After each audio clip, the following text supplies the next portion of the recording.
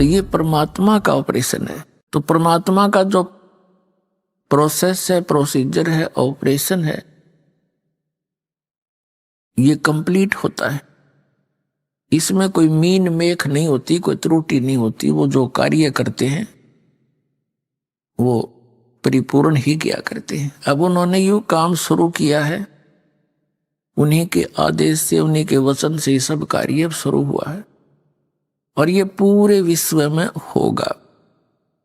बतेरे बहुत दिन हो गया हमने डले डोत्या ने, आज तक बताओ क्या साथ लेकर गया कोई प्राणी? किसी का इतिहास देख लो। कबीर साहब फिर हमें ज्ञान देते हैं, हमें ये ज्ञान हो जाएगा कि यहां कितना ही धन जोड़ लेते हो आप, संपत्ति बना लेते हो और 1 सेकंड में मृत्यु हो जाती है। कोई काम है यो? सारा जीवन खो दिया और यही रख कर चले गए। और एक आधा लड़का ऐसा निकम्मा पैदा हो जाता है, उसके जोड़े जाड़े नाश कर देता है। पाप का भागी वो बना जो सारी उम्र जोड़ता रहा और बर्बाद कर दिया बेटे ने। और मिलना वही है जो परमात्मा ने प्रारब्ध में लिखा है, किस्मत में जिसका है वही मिलेगा। जब तक वो परमेश्वर कबीर जी की शरण में नहीं आती, और परमात्मा कबीर जी की शरण में आने के बाद फिर तो कहने की आवश्यकता है कोई नहीं। आपके भाग्य में ना होगा तो देगा परमात्मा, जो आपके लिए अनिवार्य होगा। कोई बकवाद मांगोगे वो नहीं देगा, क्योंकि आप अंडर ट्रीटमेंट हैं। आप परमात्मा के दरबार में मोक्ष उद्देश्य लेकर आइए, उससे फिर सारा ही लाभ हो जाएगा। एक मोक्ष उद्देश्य लेकर आओगे तो आपको सर्व लाभ होंगे, या कोई अन्य ही उद्देश्य लेकर आओगे, कोई संकट निवारण के लिए, कोई पुत्र संतान प्राप्ति के लिए, कोई धन वृद्धि के लिए, वो डिमांड तो यहां करना चलो करते तो हैं, बालक हैं, बच्चे हो, कुछ दिनों में इस ज्ञान से आपको पता लग जाएगा। क्योंकि परमात्मा कहते हैं क्या मांगू, अपनी महिमा आप हमें समझाते हैं। क्या मांगू कुछ थिर ना रहाई, और देखत नैन चला जग जाई, 1 लख पूत 1.25 लाख नाती, उस रावण के आज दीवान बाती। आवत संग ना कोई जात संगाती, और क्या भया दरबान दे हाथी। कहे कबीर अंत की बारी, जैसे हाथ जाड़ कर चले जुआरी। जैसे कोई संतान नहीं है वो संतान मांगने आता है, और परमात्मा दयालु हैं, उनको मालूम है कि ये जब तक इसका ये कांटा नहीं निकलेगा ये भक्ति भी ना करे। क्योंकि हम ज्ञान को बाद में, समाधान को प्रथम चाहते हैं, तो वो भी दया यहां बख्श दी जाती है और उनको अच्छी आत्मा दी जाती है। अच्छी आत्मा देगा भगवान, ना किसी संतान ने के फूके। जैसे एक लड़के ने अपनी पत्नी को सता दिया, उसने आत्महत्या कर ली, सारा परिवार जेल में, चाट ले इसी संतान ने, ना होता अच्छा था वो तो ऐसा पुत्र। यहां आपको ऐसी कोई वस्तु नहीं देंगे जो आपके वजन में बाधक हो या आपके लिए कोई परेशानी पैदा कर सके। आप बच्चे हो, अब जैसे रोगी है, रोगी कोई बालक है या बड़ा है, वो कुछ भी वस्तु डिमांड करता खाने के लिए और उसके लिए हानिकारक है, डॉक्टर अलाउड नहीं करेगा, क्योंकि उसका जीवन ले सकती। तो इसी प्रकार आवश्यक वस्तुएं जो आपको चाहिएंगी, परमात्मा जानी जान है, अंतर्यामी है, आपकी सब सूक्ष्म से सूक्ष्म भी सोच को वो कैच करता है। चिट्टी पायल बाजा पैर, साहिब सुनता है सब ले। यदि चींटी यानी कीड़ी के पैर में पायल बना दी जा, घुंघरू बांध दे, पहले तो चिट्टी के घुंघरू क्या होंगे, पायल क्या होगी इसकी, और कहते यदि उसकी भी आवाज हो जावे, परमात्मा उसकी भी आवाज सुनता है। चिट्टी पायल बाजे पैर, परमेश्वर सुनता है सब लहर। तो वो अंतर्यामी है, आप जो उद्देश्य लेकर आए हो खूब जानता है, लेकिन आपको उसने क्या देना है उससे भी वो खूब परिचित है। तो यहां संत मते में और इस मोक्ष मार्ग में परमात्मा ने कुछ गाइडलाइन दी है, उनके निर्देश अनुसार हमने चलने से ही परमात्मा का विशेष लाभ मिलेगा। क्या बताते हैं कि जो राखे तो ही रहूं, मेरा क्या चारा, खाने जाद खरीद हूं गुलाम तुम्हारा। कि जैसे राज्य क्रमता राम की, रजा धरे जो शीस, दास गरीब दरस परस तिस बैठे जगदीश। कि उस परमात्मा की रजा में राजी रहे। जब तक आप इस शरण में नहीं आए थे तब तो काल की रजा थी और आपके कर्मों की रजा थी, उसमें राजी रहो या ना रहो वो तो आपको होना ही होना था। दुख भी मिलना था, प्रारब्ध का सुख भी मिलना था। अब यहां रजा भगवान कबीर साहब की चलेगी, आपके कर्मों की नहीं चलेगी।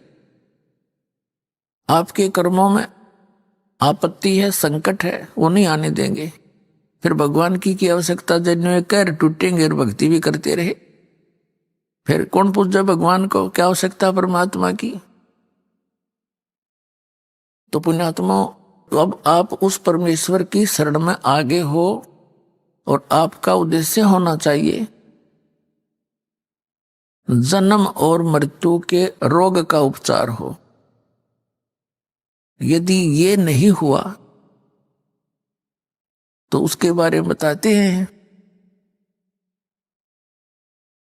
चाहे आप यहां रोग आपका जन्म मरण का कटे नहीं और भक्ति भी कर ली, आपकी भक्ति का धन तो खूब हो जाएगा आपके पास। और यदि आप कोई मर्यादा भंग करते रहे, यहीं की आस्था रखते रहे वस्तुओं में, और मृत्यु होगी तो मोक्ष वाला काम आपका अधूरा रह गया, जिस उद्देश्य से आपने यहाँ प्रवेश पाया था। यहां आपको अन्य संसारिक सुख तो फ्री में मिलेंगे, उनके मांगने की जरूरत नहीं आप। अब ठीक है, बालक हो अभी आप, जैसे बच्चे हैं, सर्दी आ जाती है, कहो या ना कहो माता पिता को पहले चिंता होती है किसके जूते लेने हैं, किसकी जुराब मंगानी है, किसके कपड़े मोटे सर्दी के लाने हैं, किसकी जर्सी लेनी है। वो कहो अच्छा है, ना कहो तो भी वो लावेंगे। इसी प्रकार परमात्मा के आप बच्चे होगे, आप वचन के बच्चे होगे उस परमात्मा के नाद के। तो उस परमात्मा को आपका सारा ज्ञान है कि इबिन को किस चीज की आवश्यकता है। और कोई बच्चा बेमतलब की बकवाद मांगता है तो माता पिता उसको देते ही नहीं है, जो उसकी हानि में हो। तो इसी प्रकार ये परमात्मा आपके साथ करेगा जब तक आप शरण में रहोगे। यहां आपको संसारिक सुख तो फ्री में मिल लेंगे, रूंगे में। रूंगा क्या होता है, जैसे हम छोटे छोटे थे तब हमारे गांव में, पहले हम सन 1951 में दास का जन्म हुआ, तो सन 60 के आसपास हम 8-7 साल के समझन जोगे हुए। तो उसमें क्या करते थे, गांव में बाहर के शहर के व्यक्ति कुछ सामान बेचने आया करते, सब्जी, कोई फल, प्याज, इस तरह के। तो वहां गांव के जो हमारी दादी ताई, वो क्या करती थी, जैसे उसने सब्जी ले ली, टिंडे ले लिए, और क्या करते थे वो व्यापारी बेचने वाला, एक तखड़ी के तराजू में एक तरफ तो वो अनाज डालती थी, पैसे होते नहीं थे, गेहूं, चने या बाजरा। तो जैसे एक बेले में, कटोरे में वो लाए, गेहूं लाई दादी और उसने उसकी ताखड़ी में डाल दी, और ने पूछा करती भाई कैसे देगा, कि गेहूं के 2 बार गेहूं जो डाल दिया एक पालड़े में, उसके इक्विवेलेंट 2 बार टिंडे तोल के देगा। फिर न्यू क्या, वो तो ले लिया सौदा जो लेना था, उसके बदले में तो फाइनल हो गया। फिर न्यू क्या करती, भाई रूंगा और दे। न्यू क्या करती, रूंगा दे। रूंगा माने फ्री। वो एक टिंडा ठाका और दे देता अगले ना, और दे भाई। वो एक और दे देता, छोटा सा, बुढ़िया राज्य हो जाती। तो वो रूंगा है फ्री ऑफ कॉस्ट, और सौदा तो हो लिया, जो होना था वो तो उसका था ही। तो जो वास्तविक हमारा यहाँ उद्देश्य है वो तो आपके जन्म और मृत्यु के रोग का नाश करना है। हम सौदा तो वो देंगे आपको, और यहाँ के संसारिक सुख तो आपको रूंगे में देंगे, यानी फ्री ऑफ कॉस्ट, जिसका यहाँ कोई लिंक नहीं। क्योंकि यहाँ जो पूजा की जो विधि है वो ऐसी है परमात्मा की कि संसारिक सुख तो आपको होंगे ही होंगे, ये तो पक्का होंगे। लेकिन ज्ञान इसलिए साथ दिया जाता है कि कुछ दिनों में आपके पास इस माया का बहुत ज्यादा संग्रह होने लगेगा। परमात्मा के दरबार में कमी काहे की ना। तो क्या होगा कि परमात्मा फिर साथ साथ ज्ञान देते हैं कि यह माया तेरी दुश्मन भी है, इसका दुरुपयोग ना करना, सदुपयोग कर। अभी तो आप दर दर के भिखारी हो रहे हो, फिर देखना कुछ दिनों के बाद सच्ची लगन ते लगना, मर्यादा में आन उपासना नहीं करना। तो फिर ये संसारिक सुख तो यहाँ पहले मिलते हैं। जैसे किसान गेहूं बीजता है, उसका उद्देश्य गेहूं बीजना केवल भूस बनाना नहीं होता, उसका उद्देश्य अपना जीवन बचाना होता है कि मेरे परिवार को गेहूं मिले, कणक मिले, भूखे ना मरे। अब गेहूं के अंदर भूस तो पहले बनेगा, बाद में गेहूं बनते हैं। गेहूं बीजा जाता है तो उसका पौधा खड़ा होता है, बाद में जाकर बाली आती है, और उन बालियों में गेहूं होते हैं खाने वाले, और शेष सारा भूस होता है, वो पशुओं का चारा होता है। तो ये परमात्मा की भक्ति ऐसी है जो आपको दी जाती है। पहले तो भूस तो बनेगा, इसका हमारा उद्देश्य नहीं है आपको ये भूस बनाना या देना। हमारा उद्देश्य है मोक्ष, और इन मंत्रों बिना वो मोक्ष नहीं हो सकता, उस भूस के बिना गेहूं नहीं बन सकते। ये एक ऐसा लिंक है एक दूसरे का। जो स्टार्ट में आपको प्रथम मंत्र दिया जाता है, ये आपको ये संसारिक सुख ही देता है। और इसमें प्रथम मंत्र में जो फर्स्ट एंड लास्ट के जो मंत्र हैं, ये आपके मोक्ष के लिए आपकी भक्ति इसके साथ साथ बनती रहेगी जब तक सतनाम नहीं मिलेगा। तो ये जो इन 5 प्रधानों के नाम आपको दिए जाते हैं, आपका कनेक्शन कट गया, भक्तिहीन हो गए, पुनर्जन्म के पुण्य रहे नहीं, तो नए सिरे तो चार्जिंग लानी पड़ी या तो धीरे धीरे चार्जिंग बढ़ती चली जाएगी, आपकी बैटरी फुल हो जाएगी। कुछ भी काम करिए फिर तो कुछ ही दिनों में आपके बहुत काम सरेंगे, बहुत लाभ होगा। और अन्य व्यक्ति आपको देखा करेंगे, न सोचा करेंगे इनका क्या हो गया, ये कहां से आओ इनके इतना पैसा। एक भक्त बता रहा था जी, हमारे पड़ोसी यूं कहें कि यूं वहां जाते हैं, इनके महाराज जी पैसे देते हैं इन्हें, और इसलिए इनका साइकिल का भी ब्योत नहीं था, और 2 गाड़ी चला। वो इस दृष्टिकोण से देखते हैं। तो वापस में बातें कर रहे थे, कहने लगे जी हम कहें तो वो ठीक है, माया तो यहीं से मिलती है हमारे को, लेकिन जिस तरह वो सोच रहे हैं वह सोच गलत है उनकी। हम उनसे कहते हैं, जो हमसे डायरेक्ट कह देता है तो उसको हम भी कहते हैं आप भी आ जाओ, आपको भी दे देंगे, महाराज जी तो खूब माया बांट रहे हैं। तो ये माया सतलोक से आ रही है आपके लिए, यहाँ की नहीं है, क्योंकि आपके भाई यहाँ तो सीमित इनका बजट है यहाँ का। अब जैसे पुण्यात्माओं एक बार हरियाणा प्रांत में फ्लड आ गई थी सन 1995 में, और इतनी फ्लड आ गई कि यहाँ का बजट उस समय मुश्किल से 700-800 करोड़ का था, और यहाँ आनी होगी लगभग 2000 करोड़ की। वो क्षतिपूर्ति के लिए हरियाणा सरकार का बजट नहीं था जो उसने पूरी कर दे, तो सेंटर ने ऐड दी थी, और वो सबको वो सुविधा मिली। किसी का ट्यूबवेल खराब हो गया था, किसी का मकान गिर गया था, किसी का कुछ हो गया था, उनकी क्षतिपूर्ति हुई तो सेंटर ने की। तो इसी प्रकार इसी 21 ब्रह्मांड का यो ब्योंत नहीं है जो आपको यहाँ विशेष सुविधा दे सके। ये सेंटर यानी सतलोक से आओगे आपके लिए ये ऐड।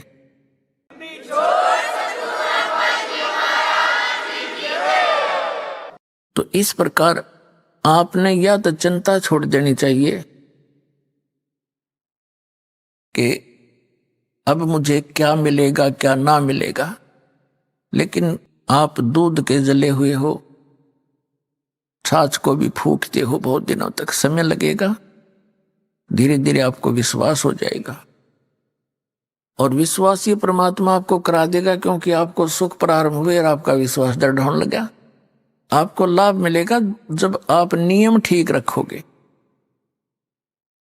यदि नियम ठीक नहीं रखोगे तो फिर बात नहीं बनेगी। जब लग हंसा हमरी आना और काल लगे नहीं तेरा बाण। कबीर परमात्मा कहते हैं जब तक ये हे हंस, ये प्यारी आत्मा मेरी शरण में रहेगा, तब तक हे काल तेरा कोई अटैक उस पर नहीं हो सकता। और ये परमात्मा के जो नियम हैं ऐसे समझ लेना जैसे लक्ष्मण रेखा होती है।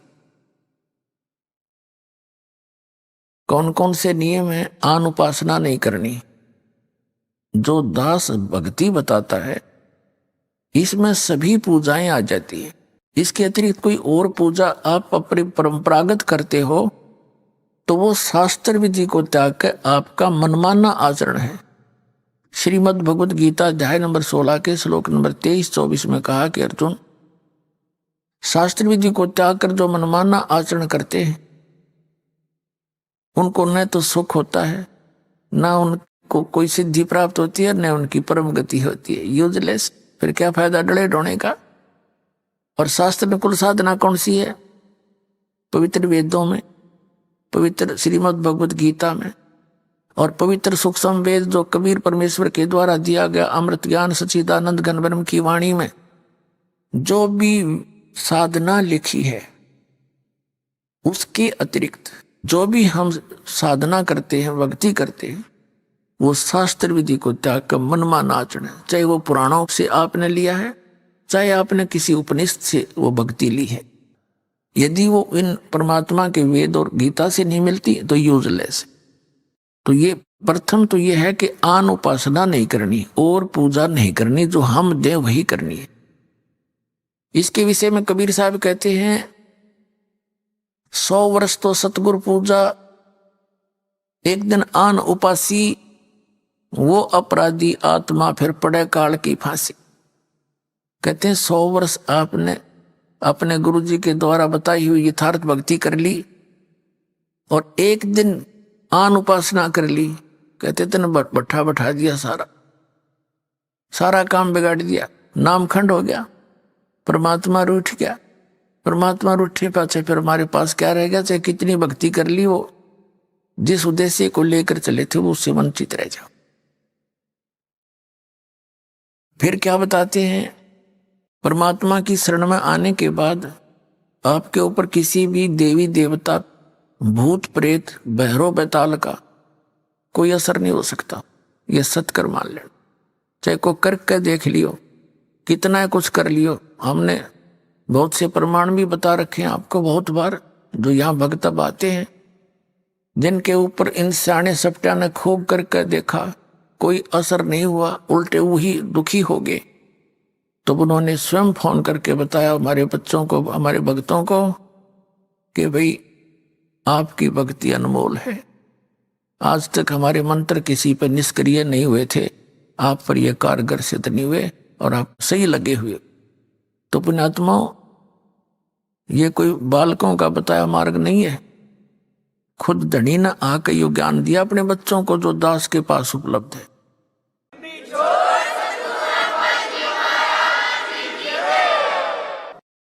और ये ज्ञान अभी तक छुपा के इसलिए रखना था कि कहीं काल के दूतों का हाथ लग जाता, उनके द्वारा जो नाम भी ये भक्ति बताई भी जाती तो असर नहीं करती, क्योंकि अधिकारी के बिना कोई भी काम सफल नहीं होता। एक छोटा सा लाइसेंस बनवा लो ड्राइविंग चालक का, और वो भी डुप्लीकेट है तो जब पकड़ा जाएगा वो सजा का पात्र होगा।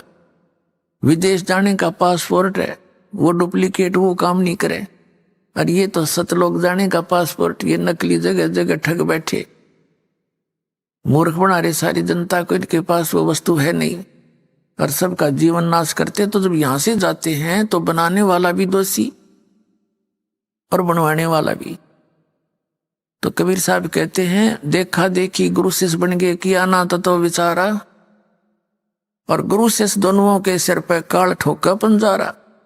दोनों ने गड़ेगा काल घेर के वहां पर, तो वहां चिल्ला भी पट्टेगा, गुरु जी की भी वही मजाई हो रही होगी। तो दोनों रोएंगे बैठ के, फिर क्या बने, वो छूट की डोर हाथ थे। और फिर परमात्मा कहते हैं, जब आप शरण ले लेते हो कबीर भगवान की इस दास के माध्यम से, तो आपके सभी भूत प्रेत पितृ आपके घर से स्थान छोड़ जाते हैं।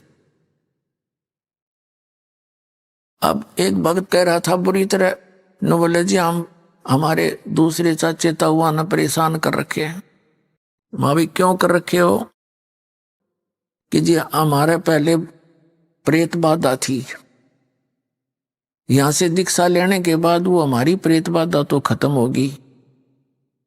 अब वही प्रेत थी तो मेरे चाचे ताऊआ का भी हुआ, तो उनके वो प्रेत बाधा ज्यों की तो चल रही है, हमारी ठीक होगी। तो उनने क्या सोचा कि इनने हमारे भेज दिए सारे भूत, तो उन्होंने हमारे साथ विरोध करना शुरू कर दिया कि तुम कितना वहां जाते हो, हमारे ऊपर जंतर मंत्र करा के तुमने सारे भूत हमारे भेज दिए, हमारे साथ झगड़ते हैं। तो मैंने कहा उनसे ये कहो कि आप भी आओ और देखो वहां क्या जंतर मंत्र किया जाता है।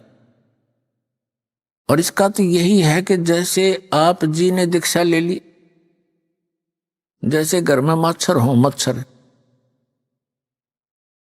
और वहां ऑल आउट लगा दे, ये जो आती है कि, तो मच्छर उस घर को छोड़कर कहां जाएंगे, उससे बाहर दूसरे घर में घुस जाएंगे जो बिना ऑल आउट का होगा। तो पर हमने भाई ऑल आउट दे रखी आप तई, ये भक्ति का जो सच्चा मंत्र है ये ऑल आउट है। और उनसे भी कहो कि वो भी आके यहाँ ले लें ऑल आउट, वो फिर अपने आप वो भी सुखी हो जाएंगे। अब जैसे कबीर साहब कहते हैं कि एक समय ये जितने भी भैरव भूत पित्र और ये देवता देवी मेरे पास आकर खड़े हो गए और कहने लगे, जो आपकी पूजा करते हैं, आपको मानते हैं, वो हमें नहीं पूजते। अब हमें बताओ हम कहाँ जाएं, हमें ठौर बताओ। कबीर साहब ने कहा, जो मेरी पूजा नहीं करते वो तुम्हारे लिए ही हैं, उनको लूटो खाओ।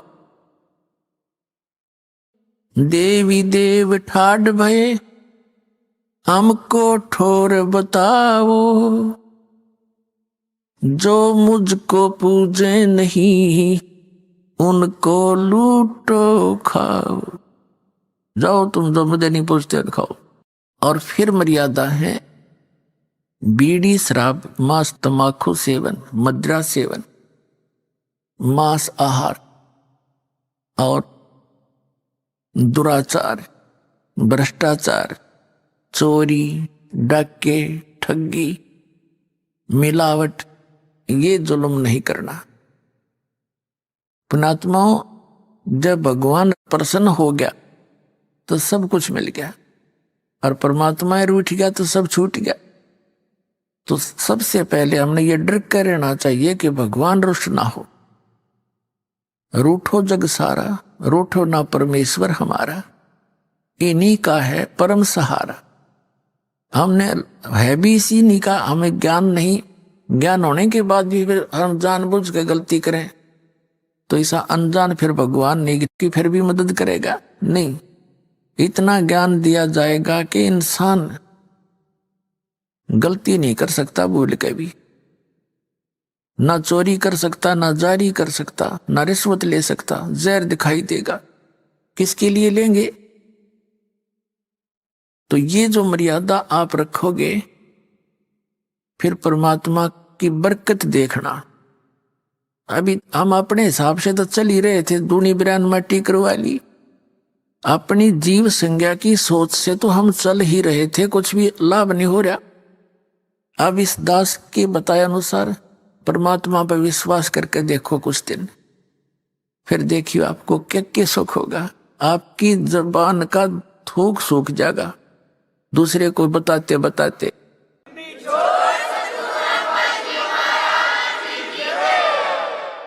तो पुण्यात्माओं, ये दास कोई बालक नहीं, अनजान नहीं, कोई मांगने खाने वाला नहीं, या कोई रोजी रोटी का उद्देश्य लेकर इस मार्ग पर नहीं लगा।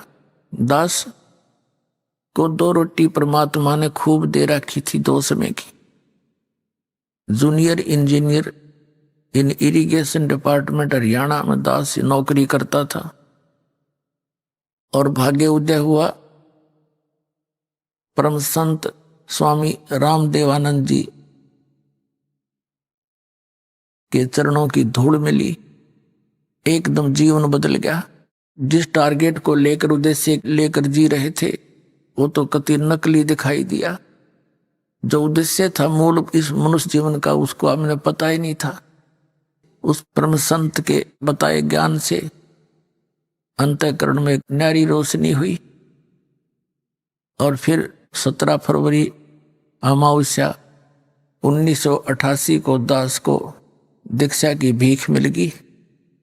उस दिन के बाद अपनी नौकरी भी करता था, परमात्मा की भक्ति दिन रात करता था, क्योंकि यह भक्ति प्रारंभ से लेकर आज तक यही है और है ही नहीं। इसमें न अज्ञानियों ने गलत साधना करके हठ योग आदि व्रत रखने फलाना करना ये शुरू करा दिए, और इसको आम जन साधारण कर नहीं सकता। जबकि भक्ति यही है, नाम उठत नाम बैठत नाम सोवत जाग बे, नाम खाते नाम पीते नाम से तिलाग, चलते फिरते बैठते उठते हैं उस मालिक का जाप करना है, नाम से मोक्ष होगा। क्योंकि अपने जो दैनिक कार्य के बाद हमारे पास घना समय है, और जब तक हम इस भक्ति मार्ग पर ज्ञान पर नहीं लगते तो हमने वो समय जो हमारा भक्ति में लगना था वो गलत जगह लगाते थे। या तो किधर गप्पे मारा करते बैठ के पार्क में, या किधर और मित्र रिश्तेदार के पास सहमत जा खड़े होते, या फिर गुटी लगाने लग जाते, या ताश खेलते थे, या राजनीति की बतलाया करते, या किसी की और निंदा चुगली कर लेते, या फिल्म देखने लग जाते आंख फाड़ के। तो वो जो समय हम बर्बाद किया करते थे, उसी समय को अपने पेट वाले समय से निकाल कर अपना निर्वाह वाले समय के अतिरिक्त बहुत समय हमारे पास, जैसे 8 घंटे ड्यूटी है तो 16 घंटे से 6 घंटे सो ले, 10 घंटे क्या फिर क्या काम है, रोटी भी खा ले नहा भी ले उस मत है, और फिर भी समय बच गया। घंटा 2 घंटा 3 घंटे मालिक का सारे दिन में भी समय मिल गया, नहीं समय बेड़ा पार हो जाएगा। तो यह दास सर्विस भी करता था और अपनी भक्ति करता था। जैसे ये फील्ड का काम होता था, वहां तक जाते थे बस में बैठ कर या जीप में या व्हीकल से, तो वहां तक दास केवल सिमरण करता जाता था, सिमरण करता आता था। 2-2 घंटे लग जाते आने जाने में। काम का काम, राम का नाम। ऐसे ही आप यहाँ से बैठते हो, कोई तो बेचारे 24-24 घंटे सफर करके पुण्यात्मा आते हैं मालिक के दरबार में, भगवान के बच्चे, कोई 2 घंटे कोई 4 घंटे। तो उस दौरान अपना ज्यादा से ज्यादा मंत्र में ध्यान रखें। वो तो समय आप पैक हो गए उस मत के में, और सोच भी नहीं सकते, कुछ कर भी ना सकते। फिर भी ऐसे भी जैसे खेत में जाते हैं, ड्यूटी पर जाते हैं, तो कुछ ना कुछ मंत्र थोड़े बहुत जरूर करता रहे, याद रखें। इससे हम काम बन जाएगा। ये कोई ना सोचा भाई पूरी शांति हो लेगी फिर भक्ति करेंगे। शांति कब होगी? परमात्मा कहते हैं जो जन मेरी शरण है ताका हूं मैं दास, और गेल गेल लग गया फिर जब लग धरती आकाश। एक व्यक्ति था परमात्मा का पुनर्जन्म का कोई भक्त, अब वो किसान था। अब परमात्मा कहते हैं जो मेरी एक बार शरण में आ गया किसी भी युग में, परमात्मा कहते हैं उसने निकाल कर छोड़ दूंगा। उसके साथ साथ फिरता रहता हूं मैं जब लग धरती आकाश रहेगा उसको, पर वो मुझे पहचान नहीं पाता, उसका दुर्भाग्य है। तो उस किसान के पास परमात्मा एक साधु रूप में गए कबीर जी। किसान से कहा बैठ गए, क्योंकि पूर्व जन्म के जो पुण्यकर्मी प्राणी हैं उनका स्वभाव बहुत अच्छा होता है। साधु संत अतिथि का बहुत सत्कार करते हैं। बड़ा सत्कार किया, आओ महाराज बैठो महाराज, बच्चा तक कवा के कपड़े धोए, खाना खिलाया। परमात्मा बोले भगत तेरा स्वभाव भी अच्छा, लेकिन सारा काम बिगड़ रहा है आपका भक्ति बिना, भक्ति करा करो। किसान कहने लगा महाराज जी इब बैठे हम नहीं भक्ति करने का, ये बस समय नहीं, छोटे छोटे बालक हैं, कमाना है, खेती करूंगा। थोड़े से बच्चे समझदार हो जाएं, ये अपना काम संभाल दे महाराज जी, फिर मैं भक्ति ये करूंगा, मैं और काम में को नहीं। परमात्मा से ले गए। अब वो बच्चियां की शादी भी कर दी, बच्चों ने खेत का काम भी संभाल लिया और उनका पोता पोती भी हो रहे। तो परमात्मा गए, अगुवाई किसान भक्त अब होगी तो ना फुर्सत, आ जाओ ईब कर ले भक्ति, ले ले नाम। कहने लगा बाबा जी महाराज जी देखो छोटे छोटे बच्चे हैं, लड़के खेतों में काम करते हैं, मैंने पोते रखने पड़ते हैं, अभी मेरा काम पूरा नहीं हुआ है, फिर देखूंगा बच्चे पोते थोड़े ठीक हो जाए।